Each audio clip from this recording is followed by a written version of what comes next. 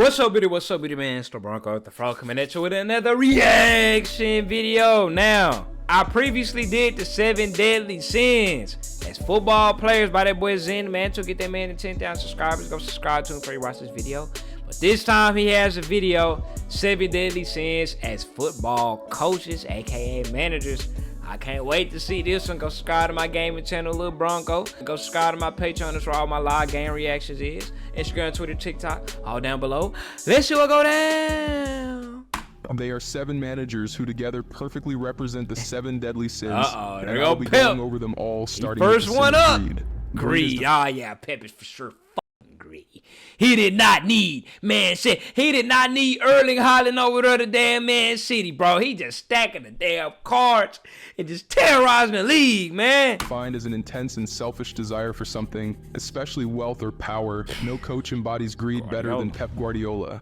Pep Guardiola is a proud student of Johan Cruyff's total football philosophy, a possession-based style of play where his team keeps hold of the ball while starving the opponent of ball possession. This tactical brilliance brought him so much success over the years, winning him a record 35 major trophies. It's that many? Yeah, that makes about right, because he was the triple coach for Lona in them. This tactical brilliance brought him so much success over the years, winning him a record 35 major trophies. I wonder, did people think, like, when he was a player, that he would be as great of a coach that he was? Or, like, I wonder if they think, like, you will be definitely a better coach than you was a player. I don't know exactly how good Pep was as a player, but that's still crazy to think about, man. That boy is great. He coached 2 different teams to a treble. Trophies in his 16 years as a manager, and he has gone on to dominate the league wherever he coached. However, beneath his tactical brilliance lies a troubling flaw, an insatiable desire to always be the center of attention. Pep immediately made headlines in his first press conference as Barcelona's first team coach in 2008, when he made it clear that Ronaldinho, a Ballon d'Or winner at the time, Samuel Eto'o, a 3 times African Player of the Year, and Deco, one of the senior midfielders in the squad, were not part of his plans. While Oh, he said that. Well, it still ended up paying off. Maybe this where the rise of Xabi and Iniesta comes, but he knew what he was cooking. But like, damn. everyone saw unmatched attacking prowess, Pep saw falling superstars who were too much trouble. He would, however, justify his decision by winning a European treble in his first season while using players from the academy. His first The Guardiola season? era marked Barca's most successful era, a period where they went on to win 14 major trophies. I didn't know that was his first season where they won a treble. That man Pep Guardiola is different, fool. 3 years. During this period, Zlatan Ibrahimovic signed for Barcelona, but after spending barely a year, he fell out with Pep and was sold to Milan. Bro, he looks so weird. I was just finna say, bro, this nigga played for Barcelona. Zlatan Ibrahimovic I was finna say, what the hell did that happen? They look so weird in a Lona jersey. Spending barely a year, he fell out with Pep and was sold to Milan. Guardiola's streak continued in Germany, winning 3 consecutive Bundesliga titles, and in 2016 he signed for Manchester City. And just like at Barcelona, he made it clear in his press conference that he wasn't ready to share his dressing room with big personalities. So it's a big challenge, not just for me, but I am always in my team. So who left? Able to involve the players, and Balotelli? it's going to happen here as well. When that's happened, everything will be easy. And that is exactly what he did. Yaya Toure, a 4 times African Player of the Year, was relegated to the bench, same as Sergio Aguero. And City's biggest investment at the time, Kelechi Iheanacho, who was the best player at the 2013 Under-17 World Cup, was sold to Leicester City. Pep would once again justify his decisions as he went on to dominate the league, winning a record 5 Premier League titles in his 7-year stint at City, helping the club win their first ever Champions League title. Bro, I'm talking about turning the Premier League into a Farmers League, fool, and they fuck around and win that hoe again this year. Pep's team, the players are just a mere piece of his puzzle, with the success of the team majorly attributed to his tactical brilliance rather than his players' abilities. An instance where this backfired was during the 2021 Champions League final between Man City and Chelsea, where he would start a City team without a recognized striker despite having Aguero and Gabriel Jesus in the squad, and also played Gundogan as a defensive midfielder while leaving Fernandinho, a natural DM, on the bench. Oh yeah, I remember people saying that Pep used to always overthink his damn tactics when it it come to finals, and that's why they would lose. And that's why people thought that Man City would lose to Inter last year or 2 years ago. As a result, his team lost the final to a weaker Chelsea team. Another of Pep's infamous display of his love for the spotlight came when he took center stage to discuss tactics with Boston Celtics coach Joe Mazzulla before their championship victory against the Dallas Mavericks in the NBA. Bro, Pepe, man, Medulla, bro, man, I ain't here to talk about that. Y'all already know I'm triple D from the ground up.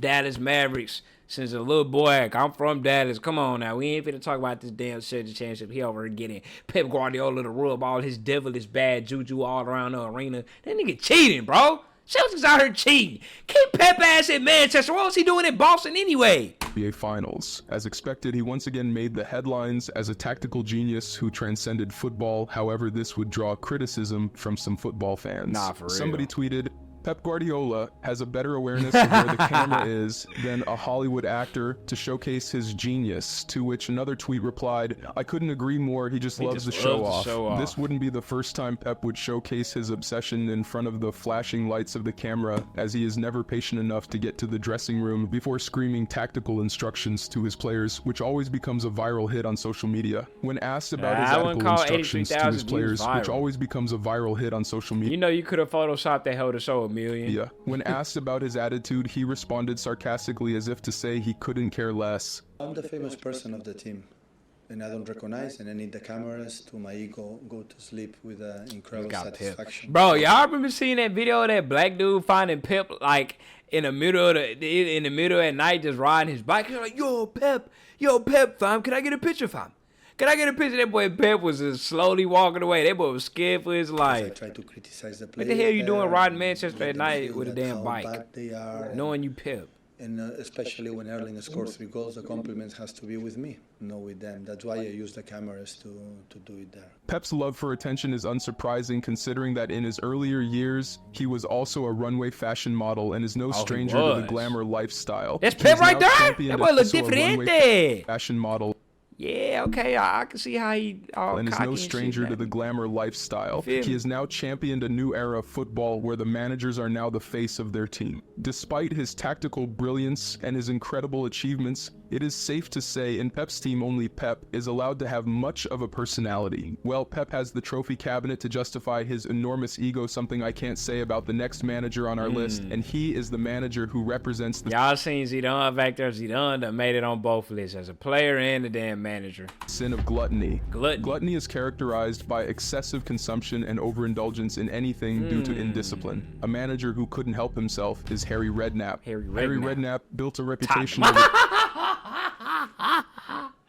Of course, the damn Tottenham coaches on this whole, of course. What that man done gluttonized in. Years as the manager to call on when a club is going through a difficult phase, as he is no stranger to the relegation battle, and has helped the likes of Spurs, Portsmouth, and Bournemouth avoid relegation and stay in the Premier League. However, the solution he offers comes at the cost of overindulging in the transfer market and running clubs into financial problems. Redknapp's tenure as Portsmouth manager is particularly notable for his involvement in a series of high-profile signings and keeping them on ridiculously high wages. Hey, he said, do y'all want to keep from getting relegated or what? He said, y'all gonna lose more money getting relegated. So y'all better thank me for making these super expensive transfers. Although his signings were crucial for Portsmouth winning the 2008 FA Cup, it ultimately contributed to the club going bankrupt. In 2008, it was reported that Redknapp's Portsmouth were the Premier League's third biggest spender in the summer, splashing £57 million on 13 new players who were kept on high wages with little to no resell plan. This level of expenditure, especially for a club of Portsmouth's size, was unsustainable. And just a year later, in 2009, they were relegated from the Premier League, with the club being plunged into deep financial crises. It has now been 14 years since Portsmouth was relegated, and there is still no sign of them returning to the Premier League anytime soon. Boy, that's the negative drawbacks. That's why promotion and relegation never gonna happen in MLS.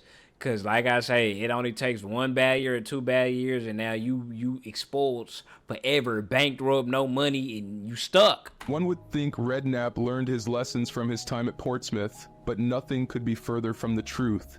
In 2017, Birmingham found themselves in a heated relegation battle and acquired the services of Harry Redknapp. Being a veteran, he once again helped Birmingham escape relegation as they went on to win their last 2 games of the season against Huddersfield and Bristol City. However, at the start of the following season, Redknapp was sacked due to poor run of games. In his 13 games in charge, he signed an outrageous 14 players, which meant he signed more players than games he managed at the club. This led to Birmingham breaking the EFL financial fair play rule shit, where Man City at? that saw them fall into another relegation battle that season. Redknapp, however, protested his innocence on the issue, claiming he was ignorant of his actions. I didn't know anything about financial fair on the issue, claiming he was ignorant. Look at that damn smirk. That boy ain't no damn ignorant boy. He knew his what he actions. was doing. I didn't know anything about financial fair play. I was never warned by anyone at the football club that there was going to be a problem with that. After his sack at Birmingham, Redknapp announced his retirement, putting an end to his 34-year managerial career. The next manager also had a long and even more successful career, and he is the manager that represents the sin of wrath. Wrath is defined as an uncontrolled feeling of anger, that boy rage, used to be and yelling hatred. again on David Beckham. I seen the documentary. Sir Alex ain't play. He was no nonsense. Who is known for his hot-headedness is Alex Ferguson. When you think of Manchester United's glory days, one name inevitably comes to mind, Sir Alex Ferguson. He took the club to the top of European football, winning 38 trophies in his 26-year spell at United, including a remarkable 13 Premier League titles and 2 Champions League trophies. Alex Ferguson was, for the most part, a quiet figure on the sidelines, but in the dressing room, he was a brutal tactician. In fact, a major reason he was so successful at United was that his players not only respected him, but were also afraid of him. He didn't even have to say too much on the dugout. A simple look at his watch and his players got the message. Any player who falls out of line bore the brunt of Ferguson's wrath in what is now known as the hairdryer treatment. One of the famous victims of Ferguson's wrath was David Beckham. Beckham was part of a select group of academy players known as Fergie fledglings, who were promoted to the first team by Ferguson in the early 90s. The pair had a great relationship in the earlier years, a period that marked Beckham's best years as a footballer. However, their relationship deteriorated when Beckham got involved with Spice Girls singer Victoria. Ferguson was uncomfortable with Beckham's overwhelming public attention and felt it took his focus away from football. Getting married to that entertainment scene was a difficult thing. From that moment, his life was never going to be the same. He is such a huge celebrity. Football is now only a part. Beckham would bear the brunt of Ferguson's resentment when Manchester United lost to Arsenal in a 2003 FA Cup match. While in the dressing room, Ferguson lost his head and kicked a boot that cut Beckham above his left eye. Beckham would, however, finish the season with stitches above his left eye, but that marked the beginning of the end as he joined Real Madrid that summer. Beckham wouldn't be the only player to leave Ferguson's Manchester United with bad blood. Ruud van Nistelrooy also fell out with Ferguson and left United for Real Madrid in 2006.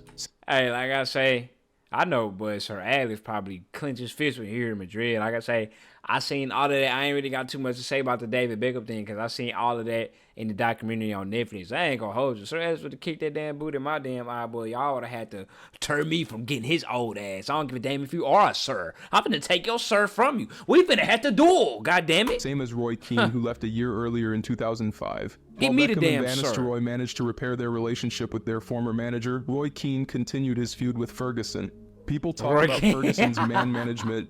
I missed it. Hold on. For Real Madrid in 2006, same as Roy Keane, who left a year earlier in 2005. While Beckham and Van Nistelrooy managed to repair their relationship with their former manager, Roy Keane continued his feud with Ferguson. People talk about Ferguson's man management. Don't be kidded by all of it. I was at the club when Brian Robson and Steve Bruce left, 2 brilliant servants for Manchester United, and I didn't like the way they were treated. There is no doubt about Alex Ferguson's legacy at Manchester United, but he wasn't at his best when it came to managing his players. Another manager who also has had a hard time maintaining good relationships is the one I chose to represent the sin of pride. Pride is defined as believing that one is essentially better than others, failing to acknowledge the accomplishments of others, and an excessive admiration of the personal self. A manager who is constantly expressing this attitude is Jose Mourinho. Mourinho has been a serial winner wherever he went and has coached some of the biggest clubs in Europe. However, he is infamous for speaking in a boastful manner, coming off as arrogant and cocky, as though he thinks he is better than everyone. Please don't call me arrogant, because what I'm saying is true. I'm European champion, so I think I'm a special one. You sound as though you're feeling the pressure. I'm not feeling the pressure, no. You cannot. I ain't gonna hold you. The reporters do be egging their ass on sometimes. Oh, you sound as if you're feeling the pressure. Like, bro, get the fuck out of my face, dude. Pressure on me, no chance. I read a lot of times during this week that I have to prove a lot in English football. Sir Alex is the only one European champion in this country. Nobody else. So I have to prove what? In 2009, Carlo Ancelotti expressed his frustration at Mourinho's lack of respect after Mourinho celebrated wildly on the pitch when his Inter side defeated Sampdoria. Mourinho, never one to back down, fired back by mocking Ancelotti's 2006 Champions League loss to Liverpool. Many coaches have won the Champions League, but there's only one coach that was leading 3-0 in the final and managed to lose it. You did not have to go there, boy. Jose, I would have wanted to fight your ass if I was Ancelotti, bro. 7 years later, and Mourinho had a taste of his own medicine when Antonio Conte celebrated wildly on the touchline after Chelsea defeated Mourinho's Manchester United in a 4-0 victory. Mourinho didn't hold back in letting Conte know how he felt. You don't celebrate like that at 4-0, you can do it at 1-0, otherwise it's humiliating. Mourinho didn't stop there. In his press conference, he made sure to cut Conte down to size and reminded Chelsea fans of the 3 Premier League titles he won at the club. That is so nuts. Until the moment they have a manager that wins 4 Premier Leagues for them, I'm the number 1. When they have somebody that wins 4 Premier Leagues for them, I become number 2.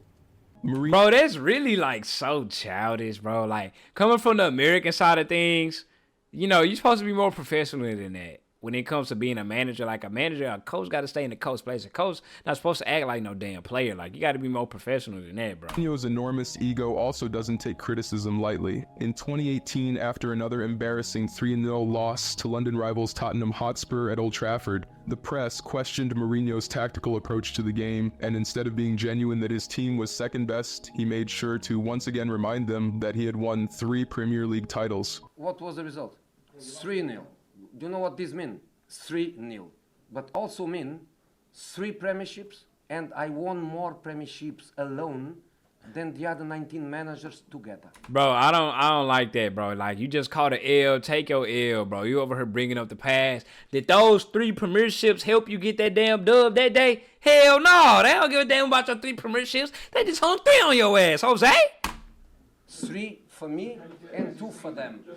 Respect, man, respect.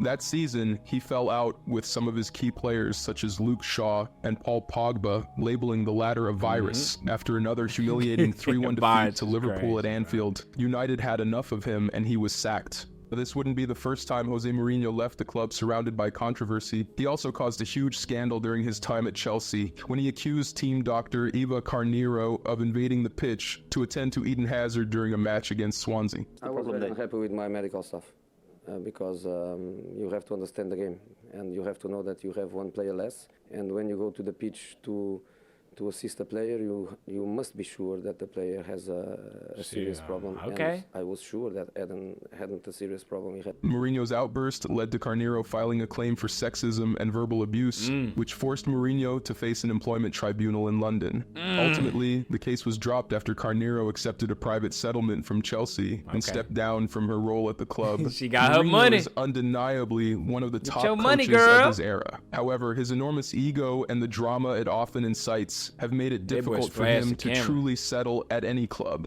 His tendency y'all know, don't make me go on another damn camera rant. Y'all know I do not play about the damn camera equipment. If he would have wet my camera, his ass would have got wet back on my mama. You know how much this camera costs? I'm responsible over my camera. My camera get damaged, I'm in trouble. Respect the equipment. Engage in conflicts with players and fellow managers has often clouded his tactical brilliance, leading to frequent changes in clubs. The next manager on my list is another one of Mourinho's adversaries, and he's the manager that represents the sin of envy. Oh, that boy Wagner was jealous? Jealousy over the blessings and achievements of others. Did they go a manager who invincible? found it difficult to hide his jealousy is Arsene Wenger. Arsene Wenger's Arsenal dominated English football in the late 90s and early 2000s, winning 6 major titles from 1997 to 2004, which included 3 Premier League titles and 3 FA Cups, winning the 2004 Premier League title without losing a single game, a feat that earned them the nickname the Invincibles. During But this 12 draws is nuts. They only had 90 points. Man City finished with more points than that, and Liverpool, but they did have some L's. Single game, a feat that earned them the nickname the Invincibles. During this period, their fellow London rivals Chelsea had gone 50 years without a league title. However, everything changed in 2003 when Russian businessman Roman Abramovich bought Chelsea, and in 2004 appointed Jose Mourinho as the head coach just after he led Porto to their first ever Champions League title. It didn't take long before Mourinho began to ruffle Wenger's feathers as his Chelsea team snatched the Premier League from Arsenal in his first season in the league, breaking the then record for the most points in the Premier League season while going unbeaten against Arsenal. The following season, Chelsea's fine form continued as they defeated Arsenal to win the Jose Mourinho broke that 50-year drought? Is that what I'm hearing? Why don't I hear more about that? He said Chelsea ain't won in 50-something years, and Jose came his first season and won after winning at Porto. 5 FA Community Shield and were league leaders at the beginning of the season. When Arsene Wenger was asked about Chelsea's resurgence under Mourinho, he ridiculed the club's achievements. It is very difficult for any club to cope with that kind of competition when there is financially no logic between what comes in and what goes out. Take what Arsenal and Chelsea have won in the past 8 years, then don't ask me if Chelsea are the best because they have won everything. Bro, y'all stay with this history shit. Like, come on, we talking about this year. Last year don't help you this year now. The past is the past.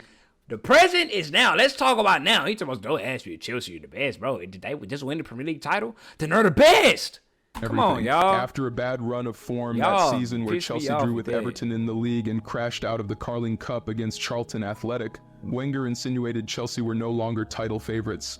A little bit of belief has gone. Mourinho, in his usual manner, clapped back at Wenger, calling him a poke-noser. There are some guys who, when they're at home, have a big telescope to see what happens in other families. Doing like this like children. And speaks about Chelsea. That season, Chelsea did a league double against Arsenal to win 2 consecutive Premier League titles. In 2007, Mourinho left Chelsea after an alleged fallout with club owner Roman Abramovich. He went on to win 2 Serie A titles and another Champions League title at Inter and a La Liga title at Real Madrid before returning to Chelsea in 2013, while Wenger's Arsenal, on the other hand, went trophyless in Mourinho's 6 years absence from the Premier League. In 2014, after Chelsea's 3-0 victory over Newcastle to go top of the league, Mourinho insisted Wenger's Arsenal were favorite to win the league. Look at his face. Look at his face. I know he is ready to talk shit to that boy Arsene Wenger. I know Arsene Wenger. Wenger's Arsenal were favorite to win the league. When Wenger was asked about Mourinho's statement, he suggested Mourinho was downplaying Chelsea's title hopes because he was scared of failing.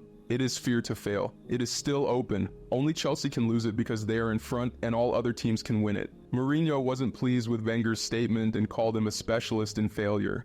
Arsene has also said that comments coming from managers saying that they are not in the title race come out of a fear of failure. Do you have a fear of failure? You know, he is a specialist in failure. I'm not.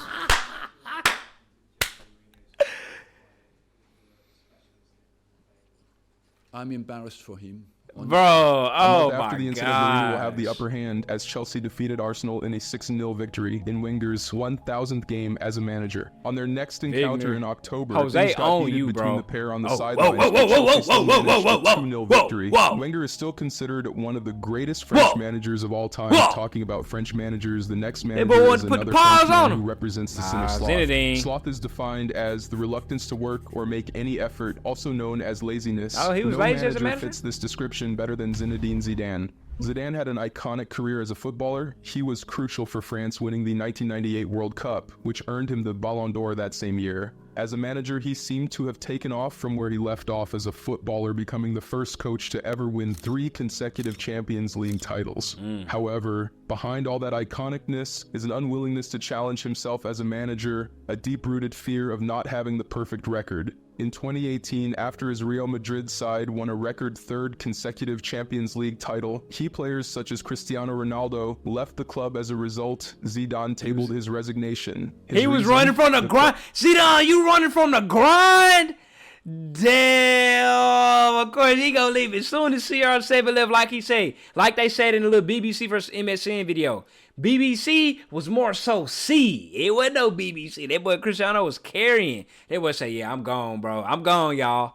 Damn. Club needed a change. Despite being on the wish list of top European clubs such as Manchester United and Chelsea, Zidane wasn't keen on accepting any managerial position. Instead, he went on a sabbatical. In his absence, Real Madrid suffered a difficult period under his successor Juan Lopetegui, crashing out at the round of 16 in the Champions League against Ajax and finishing 3rd, 19 points behind league winners Barcelona. This I fall wish from I would have been previous watching through standards this led to area. Zidane's reappointment for the But if I would have been watching through in this area, boy, I would have been feasting with joy, man. Now all I got to do is sit here and watch him win all the time. second time in March 2019, barely a year after he left the club. That summer, Real Madrid went on a spending spree in the transfer window, bringing in the likes of Eden Hazard, Rodrigo, Militao, and Ferland Mendy. The following season, Zidane would once again turn things around, guiding Real Madrid to their 34th La Liga title and a Spanish Super Cup. However, after going trophyless in the subsequent season, he would once again step down as Real Madrid's head coach. Since his second resignation as Real Madrid's head coach in 2021, Zidane has now gone 3 years without managing a club. In 2022, he got an offer to become the head coach of the U.S. men's team after the 2022 World Cup, but he quickly turned it down. Oh yeah, he's He scared of the an overwhelming grind. presence at Kylian Mbappe's Real Madrid presentation. You already know he don't want to coach Notts has been that team. The challenge is too big for him. We don't need no grind runners. We fine with Potts. Come on, Potts. Lead us to glory. And with Xabi Alonso deciding to stay put at Bayern Leverkusen, Zidane is once again favorite to take charge of another star-studded Real Madrid team once Carlos Ancelotti's term comes to an end. While Zidane cares so much about maintaining a perfect image as a manager, the next manager is quite the opposite, and he is the manager that represents the sin of lust. Who is that, Vieira? Lust is defined as an intense or unrestrained sexual craving. craving. A manager As a who manager? ruins his players' lives because of his lustful desires is Patrick Asumo. Oh, Patrick Asumo, Oh popularly yeah, known he looks like a lustful man. Look at him. Yeah, yeah. as Capello, was Gabon's under-17 youth coach from 2010 to 2017. During this period, he recruited a lot of underage boys from poor backgrounds into Gabon's youth system with the promise of helping them actualize their dreams of becoming professional footballers. However, for these boys to have any chance of breaking into Capello's team, they will have to undergo his presence of mind ritual. Capello would come to the boys' hostel in the middle of the night and take them away to his secret room where he and his colleagues would perform sexual acts on them. Those who refused Capello's advances were dropped from the team and sometimes even Capello's What the fuck? Ah! No fucking way. I thought he was finna be like, I thought he was finna have like a, oh no, I wasn't thinking he was going like this. Fully ran his for decades, having access to more than 50 boys every year, and was even promoted to the post of the technical director of the Gabonese league. However, in 2021, his sins finally caught up with him when British news outlet The Guardian broke his story to the public. Capello initially denied the allegations and pleaded his innocence, but after the publication went viral, several of Capello's victims came out to testify against him, which led to an internal investigation and his subsequent arrest in December 2021. One time, me and another player were having a shower. That's when I saw Capello. He was watching us. He had his hands down his trousers. I got really scared. He started to contact me obsessively, calling every day, sometimes late at night, and sending me sexual messages. What? I was just 14 at the time. I was terrified.